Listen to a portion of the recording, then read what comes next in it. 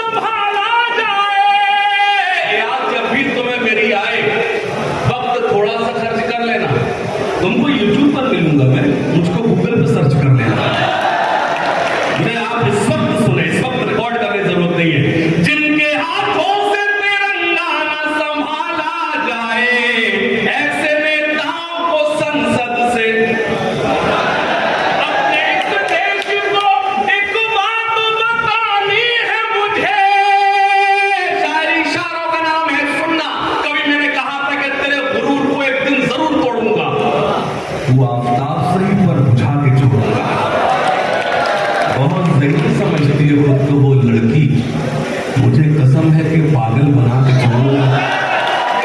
ये मेरा सबसे खराब शेर था, जिसका आपको सबसे ज्यादा दाग थी। अगर मैंने फिरोजाबाद से मेरठ तक का जो सफर किया तो ये 2 मिसरे पढ़ गया। अगर मीडिया मौजूद है, कल मुझे जगह देना दे, मेरे 2 मिसरों को जगह दे कि तेरे बुरूद को एक दिन जरूर पढ़ूंगा, तू आफ्ताब सही पर बुझा के छोड़ूंगा। बहुत सही समझती है खुद को वो लड़की, मुझे कसम है कि पागल बना के छोड़ूंगा। मैं अपने मुल्क की अमनो सलामती के लिए हर एक हिंदू मुसलमान के हाथ जोड़ूंगा।